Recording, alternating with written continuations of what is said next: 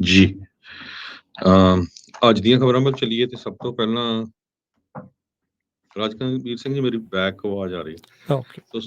ਸਭ ਤੋਂ ਪਹਿਲਾਂ ਆਪਾਂ ਖਬਰਾਂ ਵੱਲ ਚੱਲੀਏ ਤੇ ਖਾਸ ਕਰਕੇ ਭਾਈ ਅਮਰਤਪਾਲ ਸਿੰਘ ਉਹਨਾਂ ਦੇ ਸਬੰਧ ਦੇ ਵਿੱਚ ਜੋ ਇੰਡੀਆ ਦਾ ਮੀਡੀਆ ਆ ਉਹਦਾ ਪੂਰਾ ਜਲੂਸ ਪੂਰੇ ਵਰਲਡ ਦੇ ਵਿੱਚ ਨਿਕਲ ਰਿਹਾ ਆ। ਬਹੁਤ ਸਾਰੇ ਆਪਣੇ ਵੀ ਜਿਹੜੇ ਪੰਜਾਬੀ ਭੈਣ ਭਰਾ ਆ ਉਹ ਇਹ ਕਹਿ ਦਿੰਦੇ ਆ ਵੀ ਜੀ ਹੇਟ ਸਪੀਚ ਹੋਈ ਸੀ ਭਾਈ ਅਮਰਤਪਾਲ ਸਿੰਘ ਉਹਨਾਂ ਦੀ, ਇਸ ਕਰਕੇ ਜਿਹੜਾ ਆ ਉਹਨਾਂ ਨੂੰ ਅਰੈਸਟ ਕੀਤਾ ਗਿਆ। ਜਾਂ ਉਹਨਾਂ ਦੇ ਜੋ ਉੱਥੇ ਦਾ ਮੀਡੀਆ ਹੈ ਇੰਡੀਆ ਦਾ, ਉਹਨਾਂ ਦੇ ਸ਼ੋਅ ਦੇਖੋ, ਚਾਹੇ ਉਹ ਅਰਨਬ ਗੋਸਵਾਮੀ ਆ ਜਾਂ ਅੰਜਨਾ ਓਮ ਆ, ਜਿੰਨੇ ਹੇਟਸ ਜਿਹੜੇ ਗੱਲਾਂ ਹੁੰਦੀਆਂ ਹੇਟ ਦੀਆਂ ਉਹਨਾਂ ਟੀਵੀ ਸਟੇਸ਼ਨਾਂ ਤੇ, ਉਹ ਕਿਸੇ ਤਰ੍ਹਾਂ ਦਾ ਉਹਨਾਂ ਦੇ ਉੱਤੇ ਚਾਰਜਸ ਨਹੀਂ ਲੱਗਦੇ ਹੈਗੇ। ਸੋ ਹੁਣ ਗੱਲ ਕਰਦੇ ਜਾਈਏ ਜਰਨਲਿਸਟ ਦੀ। ਤੁਸੀਂ ਕੁਐਸਚਨ ਵੀ ਪੁੱਛਿਆ ਸੀ ਮਿੰਟੂ ਗੁਰਸਰੀਆ ਉਹਨਾਂ ਨੂੰ, ਉਹ ਵੀ ਦਬਵੀਂ ਆਵਾਜ਼ 'ਚ ਹੀ ਕਹਿ ਗਏ। ਬਹੁਤ ਵੱਡੀ ਗਿਣਤੀ ਦੇ ਵਿੱਚ ਜਿਹੜੇ ਜਰਨਲਿਸਟ ਆ ਉਹਨਾਂ ਦੇ ਫੋਨ ਜਿਹੜੇ ਆ ਪੁਲਿਸ ਨੇ ਆਪਣੇ ਕੋਲ ਲੈ ਲਏ ਆ। ਇਹ ਵਾਇਸ ਜੋ ਹੈਗਾ ਆ ਮੀਡੀਆ, ਉਹਨਾਂ ਦੇ ਇੱਕ ਪੱਤਰਕਾਰ ਪੂਰਾ ਇੱਕ ABC ਨਿਊਜ਼ ਦੇ ਉੱਤੇ ਡਾਕੂਮੈਂਟਰੀ ਆਈ ਆ, ਉਹਦੇ ਵਿੱਚ ਦੱਸਿਆ ਵੀ ਮੈਂ ਬਹੁਤ ਸਾਰੇ ਪੰਜਾਬੀ ਜਰਨਲਿਸਟਾਂ ਨੂੰ ਜੋ ਸਹੀ ਆਵਾਜ਼ ਚੱਕਦੇ ਆ ਉਹਨਾਂ ਨਾਲ ਗੱਲਬਾਤ ਕੀਤੀ ਆ ਵੀ ਉਹ ਆਪਣਾ ਨਾਂ ਨਹੀਂ ਲੈਣਾ ਚਾਹੁੰਦੇ। ਉਹਨਾਂ ਦੇ ਜਿਹੜੇ ਫੋਨ ਆ ਉਹ ਪੁਲਿਸ ਨੇ ਆਪਣੇ ਕਬਜ਼ੇ 'ਚ ਲਏ ਹੋ ਆ ਵੀ ਕਿੱਥੇ ਕਿੱਥੇ ਉਹਨਾਂ ਦੀਆਂ ਜਿਹੜੀਆਂ ਕਾਲਸ ਆਉਂਦੀਆਂ ਸੀਗੀਆਂ। ਸੋ ਉੱਥੇ ਧੱਕਾ ਪੂਰਾ ਹੋ ਰਿਹਾ। ਬਾਕੀ ਇੰਟਰਨੈਸ਼ਨਲ ਲੈਵਲ ਦੇ ਉੱਤੇ ਹਰ ਇੱਕ, ਚਾਹੇ CNN ਆ, BBC ਆ, NPR ਨੇ ਵੀ ਕੱਲ 4 ਮਿੰਟ ਦੀ ਰਿਪੋਰਟ ਪੇਸ਼ ਕੀਤੀ ਆ ਵੀ ਕਿਸ ਤਰ੍ਹਾਂ ਜਿਹੜਾ ਇੰਡੀਆ ਦੇ ਵਿੱਚ ਧੱਕਾ ਹੋ ਰਿਹਾ, ਇੰਟਰਨੈਟ ਬੰਦ ਹੋਇਆ, ਮਿਨੋਰਟੀ ਦੇ ਨਾਲ ਕਿਸ ਤਰ੍ਹਾਂ ਹੋਇਆ ਧੱਕਾ, ਕਿਸ ਤਰ੍ਹਾਂ ਜਿਹੜੇ ਪ੍ਰੋਟੈਸਟ ਹੋ ਰਹੇ ਆ, ਹੈਂਡੀਕੈਪ ਬੰਦਿਆਂ ਨੂੰ ਪਸ਼ੂਆਂ ਵਾਂਗ ਚੱਕ ਕੇ ਗੱਡੀਆਂ ਦੇ ਵਿੱਚ ਸਿੱਟਿਆ ਜਾ ਰਿਹਾ ਆ। ਥਰੂ ਗੈਸ ਵੀ ਇੱਕ ਜਗ੍ਹਾ ਤੇ ਸਿੱਟੀ ਗਈ ਸੀ। ਸੋ ਉੱਥੋਂ ਜਿਹੜੀਆਂ ਖਬਰਾਂ ਆ ਰਹੀਆਂ, ਈਵਨ ਇੱਕ ਸ਼ਰਮਾ ਨਾਮ ਦਾ ਜਰਨਲਿਸਟ ਆ, ਉਹਦਾ ਟਵਿੱਟਰ ਅਕਾਊਂਟ ਬੈਨ ਕੀਤਾ ਗਿਆ। ਬਹੁਤ ਸਾਰੇ ਸਿੱਖ ਸਿਆਸਤ ਵਾਲਿਆਂ ਦਾ, ਬਹੁਤ ਸਾਰੇ ਲੋਕਾਂ ਦੇ ਜਿਹੜੇ ਟਵਿੱਟਰ ਅਕਾਊਂਟ ਆ ਉਹ ਵੀ ਬੰਦ ਕਰ ਦਿੱਤੇ ਗਏ ਹੈਗੇ ਆ। ਜਿਹੜੀ ਸਭ ਤੋਂ ਮਾੜੀ ਗੱਲ ਇਹ ਆ ਵੀ ਬਹੁਤ ਘੱਟ ਜਿਹੜੇ ਪੰਜਾਬੀ ਵਕੀਲ ਆ ਉਹ ਇਹਦੇ ਬਾਰੇ ਬੋਲ ਰਹੇ। ਕੁਛ ਕੁ ਵਕੀਲ ਬੋਲ ਰਹੇ, ਈਵਨ ਸਾਊਥ ਤੋਂ ਜੋ ਇੰਡੀਆ ਦਾ ਸਾਊਥ ਸਾਈਡ ਆ ਉੱਥੋਂ ਦੇ ਵਕੀਲ ਉਹਨਾਂ ਦੇ ਘਰ ਦੇ ਵਿੱਚ ਗਏ ਆ ਤੇ ਉਹਨੇ ਕਿਹਾ ਵੀ ਅਸੀਂ ਪੂਰਾ ਜਿਹੜਾ ਕੇਸ ਆ ਇਹ ਲੜਾਂਗੇ। ਆਪਾਂ ਬਾਹਰ ਬੈਠੇ ਵੀ ਜਿਹੜੀ ਸਾਡੀ ਸੋਚ ਆ ਕਈ ਵਾਰੀ ਬਹੁਤ ਗੁਲਾਮ ਹੁੰਦੀ ਆ। ਉਹਦੇ ਵਿੱਚ ਤੁਸੀਂ ਦੇਖਿਆ ਹੋਣਾ, ਸਵੇਰੇ ਵੀ ਇੱਕ ਕਾਲਰ ਸੀ ਕਹਿ ਰਿਹਾ ਸੀ ਵੀ ਜੀ ਉਹ ਸਿਰਲ ਮੰਗਣ ਦੀ ਗੱਲ ਕਰਦਾ ਸੀ। ਜੇ ਜਿਹੜੇ ਬੰਦੇ ਨੂੰ, ਕਾਮਰੇਡ ਨੂੰ ਇਹ ਨਹੀਂ ਪਤਾ ਵੀ ਜਦੋਂ ਅੰਮ੍ਰਿਤ ਛਕਦੇ ਤੁਹਾਤੋਂ ਕੀ ਮੰਗਦੇ ਆ, ਸੋ ਇਦਾਂ ਦਾ ਆ ਕੇ ਮੀਡੀਆ ਦੇ ਉੱਤੇ ਕਹਿ ਦੇਣਾ, ਉਹਨੂੰ ਪਤਾ ਹੀ ਨਹੀਂ ਹੈ ਕੋਈ ਵੀ ਗੱਲ।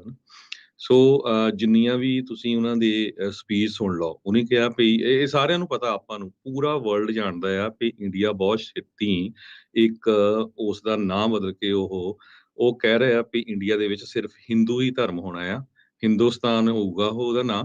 ਇਹ ਬਿਲਕੁਲ ਸਾਰਿਆਂ ਨੂੰ ਕਲੀਅਰ ਆ, ਚਾਹੇ ਕੋਈ ਬੈਕ ਮਾਈਂਡ ਤੇ ਸੋਚੇ ਅੱਜ, ਚਾਹੇ ਨਾ ਸੋਚੇ, ਚਾਹੇ ਉਹ 2024 ਚ ਕਰ ਦੇਣ, 27 ਚ ਕਰ ਦੇਣ, 40 ਚ ਕਰ ਦੇਣ, ਸਾਰਾ ਕੁਝ ਉਧਰ ਨੂੰ ਜਾ ਰਿਹਾ। ਕਿਉਂਕਿ ਮਿਨੋਰਟੀਜ਼ ਦੇ ਉੱਤੇ ਧੱਕਾ ਆਪਾਂ ਦੇਖਿਆ ਹੀ ਆ, ਕਿਸ ਤਰ੍ਹਾਂ ਦਲਿਤਾਂ ਦੇ ਉੱਤੇ, ਆਦਿਵਾਸੀਆਂ ਦੇ ਉੱਤੇ, ਮੁਸਲਮਾਨਾਂ ਦੇ ਉੱਤੇ, ਤੇ ਹੁਣ ਜਿਹੜੀ ਆ ਉਹ ਸਿੱਖਾਂ ਦੀ ਵਾਰੀ ਆਈ ਆ। ਪਰ ਸਭ ਤੋਂ ਅਨਫੋਰਚੂਨੇਟ ਪਾਰਟ ਇਹ ਆ ਵੀ ਜਦੋਂ ਸਿੱਖਾਂ ਦੇ ਉੱਤੇ ਧੱਕਾ ਹੁੰਦਾ ਆ ਫੇਰ ਕੋਈ ਸਾਡਾ ਜਿਹੜਾ ਸਾਥ ਨਹੀਂ ਦਿੰਦਾ। ਜਦੋਂ ਮੁਸਲਮਾਨਾਂ ਦੇ ਹੁੰਦਾ, ਦਲਿਤਾਂ ਤੇ ਹੁੰਦਾ, ਆਦਿਵਾਸੀਆਂ ਦੇ ਹੁੰਦਾ, ਤੇ ਆਪਾਂ ਸਾਰੇ ਰੌਲਾ ਪਾਉਂਦੇ ਆ। ਤੁਸੀਂ ਅੱਜ ਦੀ ਡੇਟ ਦੇ ਵਿੱਚ ਇਹ ਕੋਈ ਮੈਟਰ ਨਹੀਂ ਕਰਦਾ ਵੀ ਤੁਸੀਂ ਸਿੱਖਾਂ ਦੇ ਨਾਲ ਕੋਈ ਖਾਲਿਸਤਾਨ ਦੀ ਗੱਲ, ਖਾਲਿਸਤਾਨ ਨੂੰ ਸਾਈਡ ਤੇ ਛੱਡੋ, ਚਾਹੇ ਕਾਂਗਰਸੀਆਂ, ਕਾਮਰੇਡ, ਅਕਾਲੀਆਂ, ਜੋ ਅੱਜ ਦੀ ਡੇਟ ਦੇ ਵਿੱਚ ਮੀਡੀਆ ਪ੍ਰੈਜ਼ੈਂਟ ਕਰ ਰਿਹਾ ਆ ਪੱਗ ਵਾਲੇ ਬੰਦੇ ਨੂੰ ਇੱਦਾਂ ਸ਼ੋਅ ਕਰ ਰਿਹਾ ਵੀ ਇਹ ਸਾਰੇ ਅੱਤਵਾਦੀ ਆ। ਹਾਲਾਂਕਿ ਕੁਝ ਮਹੀਨੇ ਪਹਿਲਾਂ ਆਕਸੀਜਨ ਦੇ ਐਡੇ ਜਿਹੜੇ ਸਿਲੰਡਰ ਆ ਇੰਗਲੈਂਡ ਤੋਂ ਟਰੱਕ ਭਰ ਕੇ, ਸੌਰੀ ਜਿਹੜੇ ਪਲੇਨ ਭਰ ਕੇ ਉੱਥੇ ਗਏ ਸੀ। ਜਿਹੜੇ ਸਿੱਖ ਦਿੱਲੀ ਦੇ ਵਿੱਚ ਸੀਗੇ ਉਹ ਫਿਊਨਰਲ ਕਰ ਰਹੇ ਸੀ, ਆਪਣੇ ਰਿਸ਼ਤੇਦਾਰਾਂ ਦੇ ਵੀ ਲੋਕ ਫਿਊਨਰਲ ਕਰਨ ਤੋਂ ਡਰ ਰਹੇ ਸੀ। ਇੰਨਾ ਜ਼ਿਆਦਾ ਸਿੱਖਾਂ ਨੇ ਕੀਤਾ, ਤੇ ਕੁਝ ਮਹੀਨਿਆਂ ਦੇ ਵਿੱਚ ਫਿਰ ਤੁਸੀਂ ਸਾਰੇ ਉਹਨਾਂ ਨੂੰ ਜਿਹੜੇ ਆ ਅੱਤਵਾਦੀ ਕਹਿਣਾ ਜਿਹੜਾ ਸ਼ੁਰੂ ਕਰ ਦਿੱਤਾ ਹੈਗਾ। ਇਹ ਉੱਥੇ ਦਾ ਮੀਡੀਆ ਆ, ਸ਼ਰੇਆਮ ਕਹਿ ਰਿਹਾ। ਪਰ ਲੱਕਲੀ ਜਿਹੜਾ ਬਾਹਰ ਦਾ ਮੀਡੀਆ ਆ, ਇੱਕ ਮੈਂ ਦੇਖ ਰਿਹਾ ਸੀ ਕੱਲ, ਉਹਨਾਂ ਨੇ ਇੰਡੀਆ ਦੇ ਇੱਕ ਚੈਨਲ ਨੇ ਇੰਗਲੈਂਡ ਦਾ ਕਿੰਗਸ ਕਾਲਜ ਦਾ ਪ੍ਰੋਫੈਸਰ ਉਹਨੂੰ ਐਜ਼ ਏ ਵਿਊ ਪੁਆਇੰਟ ਲਿਆਂਦਾ ਵੀ ਦੇਖੋ ਜੀ ਇੰਗਲੈਂਡ ਦੇ ਵਿੱਚ ਜਿਹੜਾ ਝੰਡਾ ਸਾੜ ਦਿੱਤਾ ਗਿਆ, ਝੰਡਾ ਜਿਹੜਾ ਇੰਡੀਆ ਦਾ ਲਾ ਦਿੱਤਾ ਗਿਆ, ਉੱਥੇ ਜਿਹੜੇ ਟੈਰਰਿਸਟ ਸੀਗੇ 150 ਤੋਂ ਵੱਧ, ਉਹਨਾਂ ਨੇ ਆਹ ਕੀਤਾ ਉਹ ਕੀਤਾ। ਉਹ ਕਹਿੰਦਾ ਵੀ ਠੀਕ ਆ ਵੀ ਆਪਾਂ ਵੀ ਪੰਜਾਬੀ ਰੇਡੀਓ USA ਵੱਲੋਂ ਹਮੇਸ਼ਾ ਹੀ ਕਹਿੰਦੇ ਆ ਵੀ ਕਿਸੇ ਤਰ੍ਹਾਂ ਦੀ ਕੋਈ ਇੱਦਾਂ ਦੀ ਨਹੀਂ ਕਰਨੀ ਚਾਹੀਦੀ ਸ਼ਰਾਰਤ, ਨਾ ਕੋਈ ਭੰਨਤੋੜ ਕਰਨੀ ਚਾਹੀਦੀ, ਨਾ ਕਿਸੇ ਵੀ ਮੁਲਕ ਦੇ ਝੰਡੇ ਨਾਲ ਕੋਈ ਕਰਨਾ ਚਾਹੀਦਾ। ਉਹ ਕਹਿੰਦਾ ਵੀ ਹੋ ਸਕਦਾ ਇੰਡੀਆ ਦੇ ਵਿੱਚ ਜਿਹੜਾ ਇਹ ਲਾ ਆ ਉਹਦੇ ਨਾਲ ਉਹਦਾ ਕੋਈ ਸਜ਼ਾ ਹੋਵੇ, ਪਰ ਇੰਗਲੈਂਡ ਦੇ ਵਿੱਚ ਤਾਂ ਲੋਕ ਕਹਿੰਦਾ ਝੰਡੇ ਦੇ ਜਿਹੜੇ ਆ ਕੱਛੇ ਬਣਾ ਕੇ ਪਾਉਂਦੇ ਆ। ਇੰਗਲੈਂਡ ਦੇ ਵਿੱਚ ਕਹਿੰਦਾ ਝੰਡੇ ਨੂੰ ਕੋਈ ਏਦਾਂ ਦੀ ਅਹਿਮੀਅਤ ਨਹੀਂ ਦਿੱਤੀ ਜਾਂਦੀ ਵੀ ਇੰਡੀਆ ਵਾਲੇ ਖੁਦ ਆਪਣਾ ਜਿਹੜਾ ਜਲੂਸ ਆ ਉਹ ਬਾਹਰਲੇ ਮੁਲਕਾਂ 'ਚ ਕੱਢ ਰਹੇ ਹੈਗੇ ਆ। ਸੋ ਜਿਹੜੀ ਬਾਹਰਲੇ ਮੁਲਕਾਂ 'ਚ ਆਜ਼ਾਦੀ ਆ, ਉਹ ਹਰ ਇੱਕ ਨੂੰ ਪਤਾ ਆ। ਆਪਾਂ ਜਿਹੜੇ ਮੁਲਕ 'ਚ ਰਹਿੰਦੇ ਆ, ਸਾਰਿਆਂ ਨੂੰ ਪਤਾ ਵੀ ਇੱਥੇ ਕੋਈ ਵੀ ਜਿਹੜਾ ਆ ਆਪਣੀ ਆਜ਼ਾਦੀ ਦੀ ਗੱਲ ਕਰ ਸਕਦਾ। ਹਜੇ ਕੁਛ ਤਾਂ ਮਹੀਨੇ ਹੋਏ ਆ ਵੀ ਕੈਲੀਫੋਰਨੀਆ ਵਾਲੇ ਕਹਿੰਦੇ ਸੀ ਅਸੀਂ ਡਿਫਰੈਂਟ 3 ਸਟੇਟਾਂ ਬਣਾਉਣੀਆਂ, ਹਨਾ। ਟੈਕਸਸ 'ਚ ਇੱਕ ਕਹਿੰਦੇ ਸੀ ਵੀ ਅਸੀਂ ਆਪਣਾ ਮੁਲਕ ਬਣਾਉਣਾ। ਕੈਨੇਡਾ 'ਚ, ਕਿਊਬਿਕ 'ਚ ਕਿੰਨੀ ਵਾਰੀ ਜਿਹੜਾ ਰੈਫਰੈਂਡਮ ਹੋ ਚੁੱਕਾ।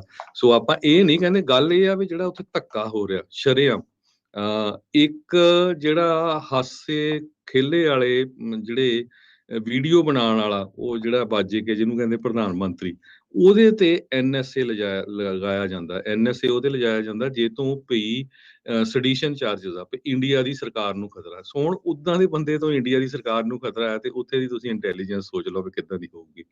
ਸੋ ਇਹ ਜਿਹੜਾ ਧੱਕਾ ਹੋ ਰਿਹਾ, ਅਨਫੋਰਚੂਨੇਟ ਪਾਰਟ ਇਹ ਆ ਵੀ ਬਾਹਰ ਦੇ ਅਮਰੀਕਾ, ਕੈਨੇਡਾ 'ਚ ਬਹੁਤ ਸਾਰੇ ਲੋਕਾਂ ਨੇ ਆਮ ਆਦਮੀ ਪਾਰਟੀ ਦੀ ਸਪੋਰਟ ਕੀਤੀ ਸੀ। ਸਾਡੇ ਰੇਡੀਓ ਸਟੇਸ਼ਨ ਤੇ ਵੀ ਬਹੁਤ ਸਾਰੇ ਲੋਕ ਆਉਂਦੇ ਰਹੇ ਆ, ਇੰਟਰਵਿਊਆਂ ਆਪਾਂ ਕਰਦੇ ਰਹੇ ਆ, ਬਹੁਤ ਉਹ ਵੜਕਾ ਮਾਰਦੇ ਰਹੇ ਆ।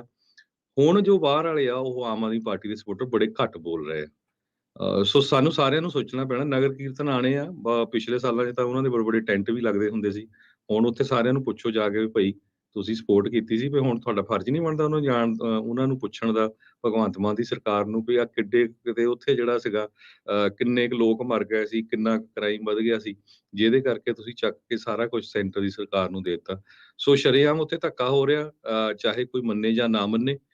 ਪਰ ਆਪਾਂ ਹਮੇਸ਼ਾ ਹੀ ਜਿਸ ਤਰ੍ਹਾਂ ਪੰਜਾਬੀ ਰੇਡੀਓ USA ਤੇ ਕਹਿੰਦੇ ਰਹਿੰਦੇ ਆ, ਜਦੋਂ ਵੀ ਕਿਸੇ ਵੀ ਮਿਨੋਰਿਟੀ ਦੇ ਨਾਲ ਕਿਤੇ ਵੀ ਧੱਕਾ ਹੋਊਗਾ, ਆਪਾਂ ਜਿੰਨਾ ਚਿਰ ਤੱਕ ਸਾਡੀ ਆਵਾਜ਼ ਚੱਲਦੀ ਆ, ਆਪਾਂ ਉਸ ਧੱਕੇ ਦੇ ਖਿਲਾਫ ਬੋਲਦੇ ਰਹਾਂਗੇ ਤੇ ਤੁਹਾਨੂੰ ਜਾਣੂ ਵੀ ਕਰਾਂਦੇ ਰਹਾਂਗੇ। ਬਿਲਕੁਲ। ਪੱਤਰਕਾਰਾਂ ਦੇ ਘਰਾਂ ਤੇ ਰੇਡਾਂ ਮਾਰਨੀਆਂ, ਉਹਨਾਂ ਦੀਆਂ ਚੀਜ਼ਾਂ ਜ਼ਬਤ ਕਰ ਲੈਣੀਆਂ, ਇਹ ਕਿੱਥੋਂ ਤੱਕ ਦੀ ਜਿਹੜੀ ਉਹ ਗੱਲ ਹੈਗੀ। ਨੋ ਡਾਊਟ ਦੌਰ ਆਉਂਦੇ ਨੇ, ਪਰ ਦੌਰ ਜਦੋਂ ਆਇਆ ਉਹਨੂੰ ਮਾੜਾ ਕਹਿਣਾ ਵੀ ਜਿਹੜਾ ਉਹ ਆਪਣਾ ਫਰਜ਼ ਜਿਹੜਾ ਉਹ ਬਣਦਾ ਆ। ਸੋ ਹੋਰ ਨਹੀਂ ਤਾਂ ਚੁੱਪ ਯਾਦ ਰਹਿੰਦੀ ਆ ਉਸ ਸਮਿਆਂ ਦੇ ਵਿੱਚ ਜਿਹੜੀ ਬਾਕੀਆਂ ਦੀ ਜਿਹੜੀ ਉਹ ਰਹਿੰਦੀ ਆ। So injustice anywhere is injustice everywhere. So ਜੋ ਕਿਤੇ ਵੀ ਤੇ ਇਨਜਸਟਿਸ ਹੋ ਰਿਹਾ ਆ, ਉਸ ਨੂੰ ਬਰਦਾਸ਼ਤ ਕਰਨਾ ਤੇ ਉਸ ਨੂੰ ਸਹਿਣ ਕਰਨਾ, ਉਹ ਕਿਤੇ ਨਾ ਕਿਤੇ ਇਨਜਸਟਿਸ ਨੂੰ ਵਧਾਵਾ ਦੇਣਾ ਹੀ ਜਿਹੜਾ ਉਹ ਹੁੰਦਾ ਆ।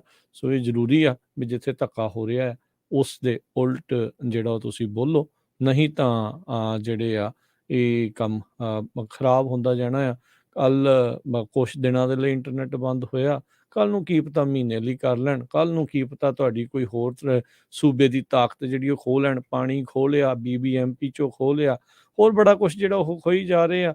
ਤੁਸੀਂ ਬਸ ਉਹ ਚੱਕੀ ਜਾਂਦੇ ਆ। ਤੁਹਾਡੇ ਤੇ ਕੋਈ ਤੁਹਾਨੂੰ ਨਹੀਂ ਆ, ਤੁਹਾਨੂੰ ਬਸ ਵੀ ਨੀਲਾ ਕਾਰਡ ਚਾਹੀਦਾ, ਕਿਸੇ ਨੂੰ 1000 ਰੁਪਈਆ ਚਾਹੀਦਾ, ਕਿਸੇ ਨੂੰ ਕੁਛ ਚਾਹੀਦਾ। ਸੋ ਕਰੀ ਜਾਂਦੇ ਆ। ਸੋ ਚਾਹੇ ਤੁਸੀਂ ਉੱਥੇ ਬੈਠੇ ਆ ਤੇ ਚਾਹੇ ਤੁਸੀਂ ਇੱਥੇ ਬੈਠੇ ਆ, ਜਿੱਥੇ ਵੀ ਧੱਕਾ ਹੋ ਰਿਹਾ, ਜਿੱਥੇ ਵੀ ਮਾੜਾ ਹੋ ਰਿਹਾ, ਜਿੱਥੇ ਵੀ ਤੁਹਾਡੇ ਹੱਕ ਖੋਏ ਜਾ ਰਹੇ ਆ, ਉਸ ਚੀਜ਼ ਦੇ ਉਲਟ ਬੋਲਣਾ, ਉਸ ਚੀਜ਼ ਦੇ ਉਲਟ ਬੋਲਣਾ ਇਹ ਤੁਹਾਡਾ ਫਰਜ਼ ਆ, ਇਖਲਾਕੀ ਫਰਜ਼ ਆ। ਇਹ ਹਿਊਮਨ ਰਾਈਟਸ ਜਿਹੜੇ ਉਹ ਖੋਏ ਜਾਣੇ ਹੌਲੀ ਹੌਲੀ ਇਹਨਾਂ ਚੀਜ਼ਾਂ ਦੀ ਆੜ ਦੇ ਵਿੱਚ, ਉਹ ਟੋਟਲੀ ਮਾੜੀ ਚੀਜ਼ ਆ। ਜਿਸ ਤਰੀਕੇ ਦਾ ਡਰ ਦਾ, ਦਹਿਸ਼ਤ ਦਾ ਮਾਹੌਲ ਬਣਾ ਕੇ ਲੋਕਾਂ ਨੂੰ ਬੋਲਣ ਤੋਂ ਜਿਹੜਾ ਉਹ ਗੁਰੇਜ਼ਿਆ ਜਾ ਰਿਹਾ ਹੈ, ਡਰਾਇਆ ਜਾ ਰਿਹਾ ਆ, ਉਹ ਟੋਟਲੀ ਨਿੰਦਣਯੋਗ ਜਿਹੜਾ ਇਹ ਕੰਮ ਉੱਥੇ ਇਸ ਟਾਈਮ ਚੱਲ ਰਿਹਾ ਹੈਗਾ ਜੀ। ਤੇ ਅਗਲੀ ਖਬਰ ਵੱਲ ਚੱਲੀਏ ਜੀ ਹਰਜੋਤ ਸਿੰਘ ਜੀ। ਜੋ ਆਪਣੇ ਮੁਲਕਾਂ ਲਈ ਆਪਾਂ ਹੁਣ ਅਮਰੀਕਾ ਦੇ ਵਿੱਚ ਸਟੇਟ ਡਿਪਾਰਟਮੈਂਟ ਨੇ ਇਹ ਕਿਹਾ ਆ ਵੀ ਪਾਸਪੋਰਟਸ ਦੀ ਜਿਹੜੀਆਂ ਐਪਲੀਕੇਸ਼ਨ ਆ ਅਮਰੀਕਾ ਦੇ ਵਿੱਚ, ਉਹਨਾਂ ਦੀ ਡਿਮਾਂਡ ਅਨਪ੍ਰੈਸੀਡੈਂਟਡ ਆ। ਬਹੁਤ ਵੱਡੀ ਗਿਣਤੀ ਦੇ ਵਿੱਚ ਅਮਰੀਕਨ ਲੋਕ ਹੁਣ ਆਪਣੇ ਜਿਹੜੇ ਪਾਸਪੋਰਟ ਆ ਉਹ ਬਣਾ ਰਹੇ ਆ। US secretary of state Tony Blinken ਉਹਨਾਂ ਨੇ ਕੱਲ ਇਹ ਕਿਹਾ, ਕਹਿੰਦੇ ਵੀ 5 ਲੱਖ ਐਪਲੀਕੇਸ਼ਨਾਂ ਪਾਸਪੋਰਟ ਦੇ ਲਈ ਹਰ ਹਫ਼ਤੇ ਪਹੁੰਚ ਰਹੀਆਂ ਹੈਗੀਆਂ। ਸੋ ਹੁਣ ਜਿਨ੍ਹਾਂ ਨੇ ਪਾਸਪੋਰਟ ਬਣਾਉਣੇ ਆ ਉਹ ਧਿਆਨ ਰੱਖੋ, ਕਿਉਂਕਿ ਇਹ ਬਹੁਤ ਲੰਮਾ ਸਮਾਂ ਲੱਗ ਜਾਂਦਾ ਆ। ਜਲਦੀ ਤੋਂ ਜਲਦੀ ਜਿਹਦਾ ਐਕਸਪਾਇਰ ਹੋਣਾ, ਨਵਾਂ ਬਣਾਉਣਾ ਆ, ਉਹਨਾਂ ਨੂੰ ਅਪਲਾਈ ਕਰਨਾ ਚਾਹੀਦਾ। 30 ਤੋਂ ਲੈ ਕੇ 40% ਪਿਛਲੇ ਸਾਲ ਨਾਲੋਂ ਜ਼ਿਆਦਾ ਜਿਹੜੀਆਂ ਐਪਲੀਕੇਸ਼ਨਾਂ ਆ ਉਹਦੇ ਵਿੱਚ ਵਾਧਾ ਹੋਇਆ। ਕਰੋਨਾ ਵਾਇਰਸ ਦੇ ਦੌਰਾਨ COVID-19 ਜਦੋਂ ਰਿਸਟ੍ਰਿਕਸ਼ਨਸ ਲੱਗੀਆਂ ਸੀਆਂ, ਉਦੋਂ ਕਹਿੰਦੇ ਵੀ 52% ਦੇ ਕਰੀਬ ਉਦੋਂ ਸਭ ਤੋਂ ਜ਼ਿਆਦਾ ਜਿਹੜਾ ਡਾਊਨ ਚਲਾ ਗਿਆ ਸੀ ਪਾਸਪੋਰਟਸ ਨੂੰ ਲੈਣ ਦੀ, ਅਪਲਾਈ ਕਰਨ ਦੀ ਜਿਹੜੀ ਜੋ ਵੀ ਨੰਬਰ ਹੈਗਾ ਆ।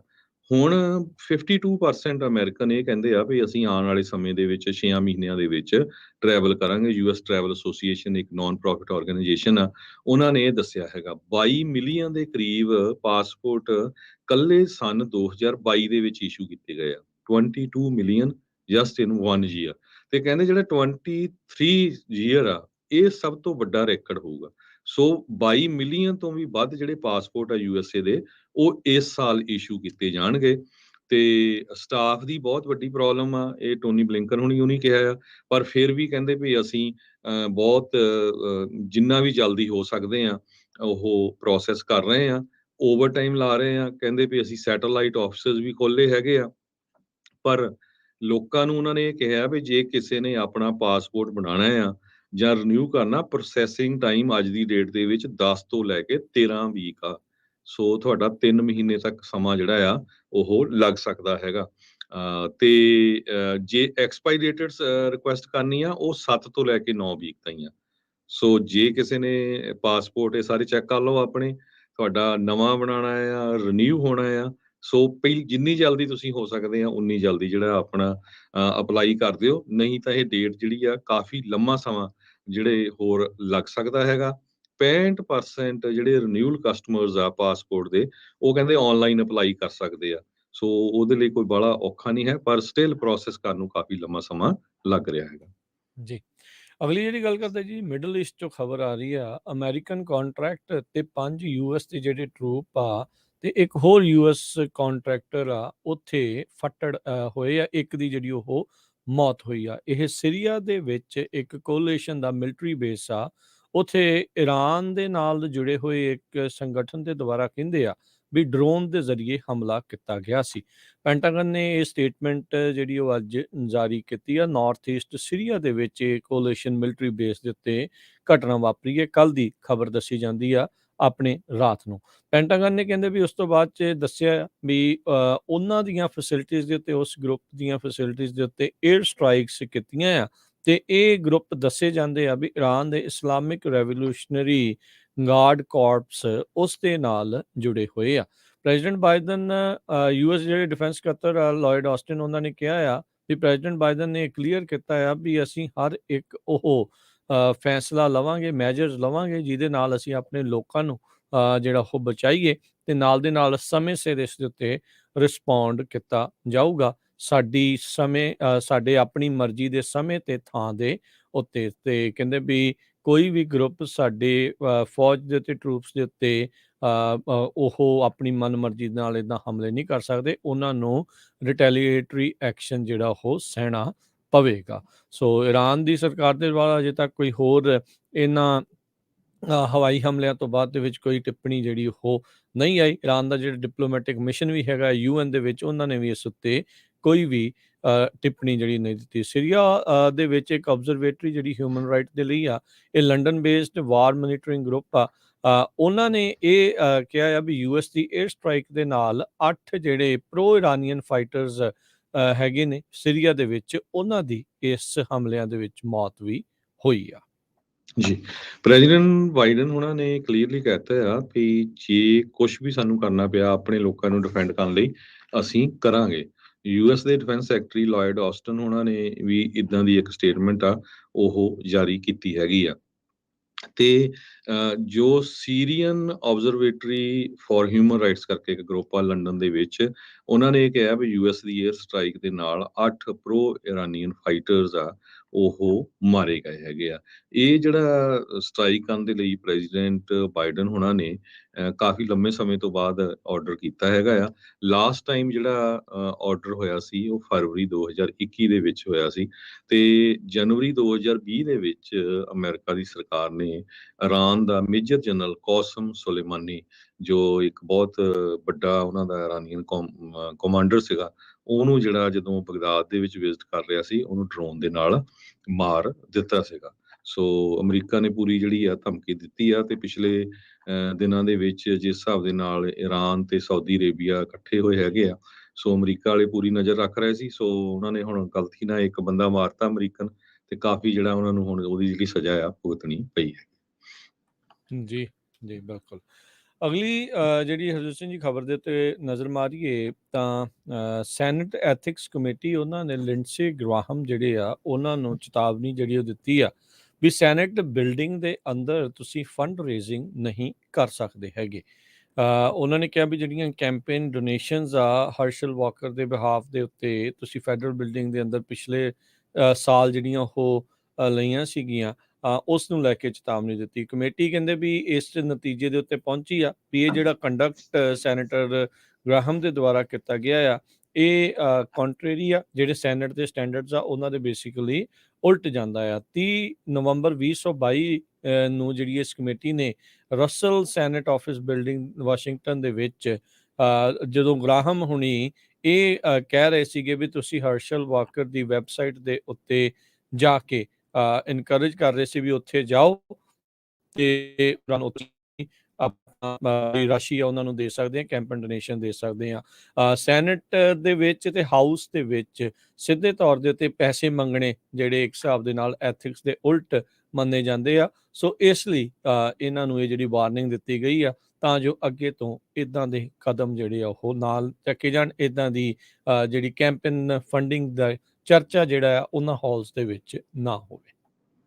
ਜੀ, ਕਹਿੰਦੇ USA ਦੇ ਵਿੱਚ ਟਿਕਟੌਕ ਬੈਨ ਆ ਉਹ ਲੱਗਦਾ ਆ ਵੀ ਲੱਗ ਜਾਊਗਾ। ਕਹਿੰਦੇ ਲਾਈਕਲੀ ਇਨਐਵਿਟੇਬਲ ਆ। ਜੋ ਰੈਗੂਲੇਟਰੀ ਐਕਸਪਰਟਸ ਆ ਉਹ ਹੁਣ ਇਹ ਉਹਨਾਂ ਨੇ ਕਹਿਣਾ ਸ਼ੁਰੂ ਕਰ ਦਿੱਤਾ ਹੈਗਾ। ਨਾਜ਼ਿਕ ਨਿਖਤਰ ਕਰਕੇ ਇੱਕ former US assistant secretary of commerce ਹੈਗੇ ਆ ਤੇ ਮੌਜੂਦਾ ਚੇਅਰ ਹੈਗੇ ਨੈਸ਼ਨਲ ਸਿਕਿਉਰਿਟੀ ਪ੍ਰੈਕਟਿਸ ਐਟ ਵਿਲੇਰੀਅਨ LLP। ਉਹ ਜੋ ਆ ਇਸ ਇਸ਼ੂ ਦੇ ਉੱਤੇ ਵਰਕਆਊਟ ਕਰ ਰਹੇ ਹੈਗੇ ਆ। ਟਿਕਟੌਕ ਦੇ ਜੋ CEO ਆ ਉਹ ਪਿਛਲੇ ਦਿਨਾਂ ਦੇ ਵਿੱਚ ਕੱਲ ਵੀ ਈਵਨ ਸ਼ਾਓ ਜੀ ਚੀਊ ਪੀਅਰ ਉਹਨਾਂ ਨੇ ਆਪਣਾ ਜਿਹੜਾ ਆ ਕਾਂਗਰਸ ਦੇ ਸਾਹਮਣੇ ਉਹਨਾਂ ਨੂੰ ਬੁਲਾਇਆ ਗਿਆ ਸੀ ਤੇ ਉਹਨਾਂ ਦੇ ਕਾਫੀ ਜਿਹੜੇ ਕਾਂਗਰਸਮੈਨ ਆ ਉਹਨਾਂ ਨੇ ਕੁਐਸਚਨ ਪੁੱਛੇ ਉਸ ਜਿਹੜੀ ਕਮੇਟੀ ਦੇ ਵਿੱਚ ਆ।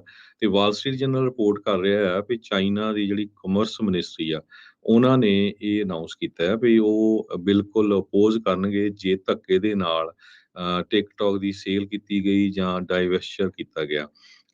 ਪਰ ਜੋ ਕੁਝ ਲੱਗ ਰਿਹਾ ਆ ਟਿਕਟੌਕ ਦੇ ਜਿਹੜੇ ਦਿਨ ਥੋੜੇ ਹੀ ਆ, ਜਾਂ ਤਾਂ ਉਹ ਅਮਰੀਕਨ ਕਿਸੇ ਕੰਪਨੀ ਦੇ ਹੱਥ ਵਿੱਚ ਹੋਊਗਾ ਤੇ ਜਾਂ ਫਿਰ ਉਹ ਅਮਰੀਕਾ ਦੇ ਵਿੱਚੋਂ ਬੰਦ ਕਰ ਦਿੱਤਾ ਜਾਊਗਾ। ਜੀ ਬਿਲਕੁਲ, ਜਿਹੜੇ ਕੱਲ ਵੀ ਹਰਜੋਤ ਸਿੰਘ ਜੀ ਇੱਥੇ ਹੀਅਰਿੰਗ ਹੋਈ ਆ ਉਸ ਦੇ ਵਿੱਚ ਇਦਾਂ ਹੀ ਲੱਗ ਰਿਹਾ ਵੀ ਵਾਸ਼ਿੰਗਟਨ ਨੇ ਆਪਣਾ ਮਨ ਆਲਰੇਡੀ ਬਣਾਇਆ ਹੈਗਾ ਆ। ਤੇ ਜਿਹੜਾ ਟਿਕਟੌਕ ਦਾ CEO ਆ ਇੱਥੇ ਉਸਨੇ ਹੀਅਰਿੰਗ ਦੇ ਵਿੱਚ ਇਹ ਕਹਿਣ ਦੀ ਕੋਸ਼ਿਸ਼ ਕੀਤੀ, ਕਹਿੰਦਾ ਵੀ ਸਾਡੀਆਂ ਪ੍ਰੈਕਟਿਸਿਸ ਸਿਮਿਲਰ ਹੀ ਆ, ਉਹਨਾਂ ਦੀਆਂ ਹੀ ਉਹ ਸੇਮ ਹੀ ਆ ਜਿੱਦਾਂ US ਦੇ ਜਿਹੜੇ ਟੈਕ ਜਾਇੰਟਸ ਆ ਨਾਮ ਲਏ ਬਗੈਰ ਤੁਸੀਂ ਕਹਿ ਲਓ ਵੀ ਗੂਗਲ, ਫੇਸਬੁੱਕ, ਐਮਾਜ਼ੋਨ ਦੇ ਉੱਤੇ ਜਿਸ ਤਰੀਕੇ ਦੇ ਨਾਲ ਉਹ ਪ੍ਰੈਕਟਿਸਿਸ ਕਰਦੇ ਆ ਸਾਡੀਆਂ ਵੀ ਟਿਕਟੌਕ ਦੀਆਂ ਪ੍ਰੈਕਟਿਸਿਸ ਇਦਾਂ ਹੀ ਆ। ਟਿਕਟੌਕ ਦਾ ਇੰਪੈਕਟ ਬੱਚਿਆਂ ਦੇ ਉੱਤੇ ਜਿਹੜਾ ਹੁੰਦਾ ਆ ਇਹ ਕਾਫੀ ਫੋਕਸ ਦੇ ਵਿੱਚ ਰਿਹਾ ਵੀ ਛੋਟੀ ਉਮਰ ਦੇ ਜਿਹੜੇ ਬੱਚੇ ਆ ਕਈ ਖੁਦਕੁਸ਼ੀਆਂ ਕਰ ਰਹੇ ਆ। ਇੱਕ ਚੋਕਿੰਗ ਚੈਲੰਜ ਜਿਹੜਾ ਆ ਰੀਸੈਂਟਲੀ ਚੱਲਿਆ ਸੀ ਟਿਕਟੌਕ ਦੇ ਉੱਤੇ ਜਿਸ ਦੇ ਕਰਕੇ 10 ਸਾਲਾਂ ਦੀ ਕੁੜੀ ਇੱਕ ਪੈਨਸਿਲਵੇਨੀਆ ਦੇ ਵਿੱਚ ਉਸ ਦੀ ਮੌਤ ਹੋ ਗਈ ਸੀਗੀ। ਸੋ ਇਦਾਂ ਦੀਆਂ ਜਿਹੜੀਆਂ ਉਹ ਚੀਜ਼ਾਂ ਦੇਖੀਆਂ ਆ। ਸੋ ਕਹਿੰਦੇ ਵੀ ਜਿਊ ਨੇ ਕਈ ਜਿਹੜੇ ਸਵਾਲਾਂ ਦੇ ਜਵਾਬ ਵੀ ਨਹੀਂ ਦਿੱਤੇ ਜਿਸ ਕਰਕੇ ਜਿਹੜੇ ਕਾਂਗਰਸ ਵਾਲੇ ਆ ਉਹ ਕਾਫੀ ਨਿਰਾਸ਼ ਉਸ ਤੋਂ ਜਿਹੜੇ ਹੋਏ ਵੀ ਉਹਨਾਂ ਨੂੰ ਕ੍ਰਿਟਿਸਾਈਜ਼ ਵੀ ਕੀਤਾ। ਤੇ ਟਿਕਟੌਕ ਵਾਲੇ ਇਹ ਕਹਿੰਦੇ ਆ ਵੀ ਤੁਸੀਂ ਸਾਡੇ ਜਵਾਬ ਸੁਣਨ ਦੇ ਲਈ ਤਿਆਰ ਹੀ ਜਿਹੜੇ ਉਹ ਨਹੀਂ ਸੀਗੇ। ਫੈਡਰਲ ਸਰਕਾਰ ਦਾ ਇਸ ਟਾਈਮ ਆਪਾਂ ਜਿੱਦਾਂ ਹਰਜੋਤ ਸਿੰਘ ਜੀ ਦੱਸ ਹੀ ਰਹੇ ਆ ਤੁਸੀਂ ਵੀ ਇਨਐਵਿਟੇਬਲ ਲੱਗ ਰਿਹਾ ਆ ਵੀ ਇਹ ਬੈਨ ਲੱਗਦਾ ਆ ਵੀ ਜਲਦੀ ਹੀ ਜਿਹੜਾ ਆ ਅਮਰੀਕਾ ਦੇ ਵਿੱਚ ਲੱਗਣ ਜਾ ਰਿਹਾ ਆ ਜਾਂ ਲੱਗ ਸਕਦਾ ਆ।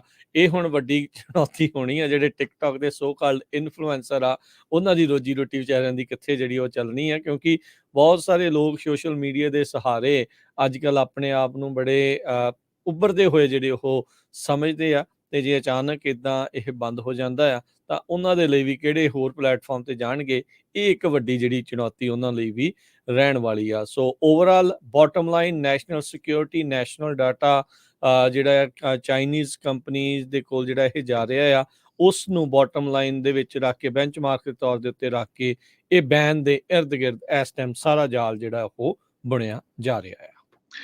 US ਦੇ ਪ੍ਰੈਜ਼ੀਡੈਂਟ ਜੋ ਬਾਈਡਨ ਕੈਨੇਡਾ ਦੇ ਪ੍ਰਾਈਮ ਮਿਨਿਸਟਰ ਜਸਟਿਨ ਟਰੂਡੋ ਨੂੰ ਮਿਲਣ ਜਾ ਰਹੇ ਆ ਤੇ ਪਾਰਲੀਮੈਂਟ ਦੇ ਵਿੱਚ ਵੀ ਉਹ ਐਡਰੈਸ ਕਰਨਗੇ।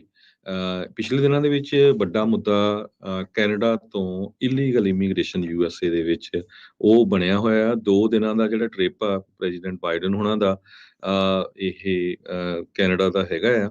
ਇਹਦੇ ਵਿੱਚ ਬਾਇਲੇਟਰਲ ਰਿਲੇਸ਼ਨਸ਼ਿਪ ਆਉਣ ਵਾਲੇ ਸਮੇਂ ਦੇ ਵਿੱਚ ਕਿਸ ਤਰ੍ਹਾਂ ਜਿਹੜਾ ਬਿਜ਼ਨੈਸ ਇਕੱਠੇ ਕਰਨੇ ਉਹਦੇ ਬਾਰੇ ਡਿਸਕਸ਼ਨ ਹੋਊਗਾ। ਪਰ ਜਿਸ ਟਾਈਮ ਤੇ ਹੀ ਪ੍ਰੈਜ਼ੀਡੈਂਟ ਬਾਈਡਨ ਬਣੇ ਸੀ, ਉਹਨਾਂ ਨੇ ਪੈਂਦੇ ਸੱਟੇ ਹੀ ਕੀਸਟੋਨ ਐਕਸਐਲ ਪਾਈਪਲਾਈਨ ਦਾ ਪ੍ਰੋਜੈਕਟ ਕੈਂਸਲ ਕਰਤਾ ਸੀ, ਜਿਹਦੇ ਕਰਕੇ ਕੈਨੇਡਾ ਦੇ ਵਿੱਚ ਬਹੁਤ ਜ਼ਿਆਦਾ ਜਿਹੜਾ ਵਿਰੋਧ ਹੋਇਆ ਸੀ, ਕਿਉਂਕਿ ਕੈਨੇਡੀਅਨ ਦੇ ਲੋਕਾਂ ਨੇ 10,000 ਦੇ ਕਰੀਬ ਜੌਬਸ ਆਪਣੀਆਂ ਗਵਾ ਲਈਆਂ ਸੀ ਇਹਦੇ ਵਿੱਚ।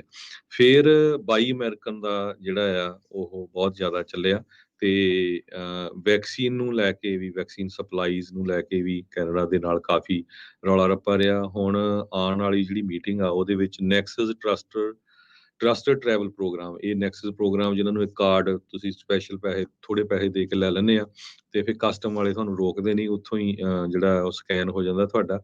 ਉਸ ਪ੍ਰੋਗਰਾਮ ਨੂੰ ਲੈ ਕੇ ਤੇ ਜਿਹੜੀਆਂ ਕੈਨੇਡਾ ਦੇ ਵਿੱਚ ਇਲੈਕਟ੍ਰਿਕ ਵਹੀਕਲਸ ਬਣਦੀਆਂ ਹੈਗੀਆਂ, ਉਹਨਾਂ ਦੇ ਉੱਤੇ ਟੈਕਸ ਕ੍ਰੈਡਿਟ ਦੇਣ ਦੀ ਜਿਹੜੀ ਗੱਲਬਾਤ ਆ ਇਹ ਹੋਊਗੀ, ਤਾਂ ਕਿ ਕੈਨੇਡਾ ਦੀਆਂ ਜਿਹੜੀਆਂ ਬਿਲਟ ਕਾਰਾਂ ਆ ਉਹਨਾਂ ਨੂੰ ਵੀ ਅਮਰੀਕਾ ਦੇ ਵਿੱਚ ਲਿਆਂਦਾ ਜਾ ਸਕੇ।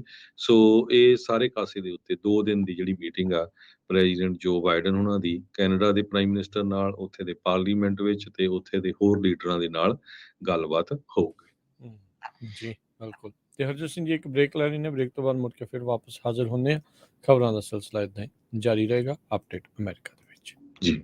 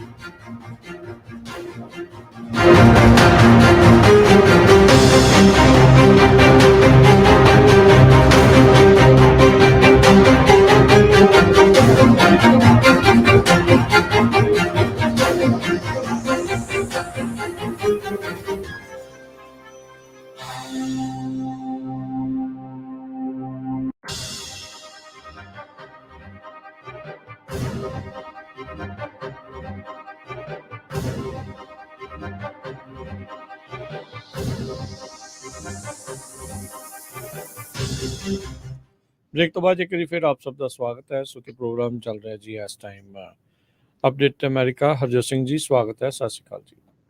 ਸਤਿ ਸ਼੍ਰੀ ਅਕਾਲ, ਧੰਨਵਾਦ ਜੀ ਆਇਆਂ ਨੂੰ।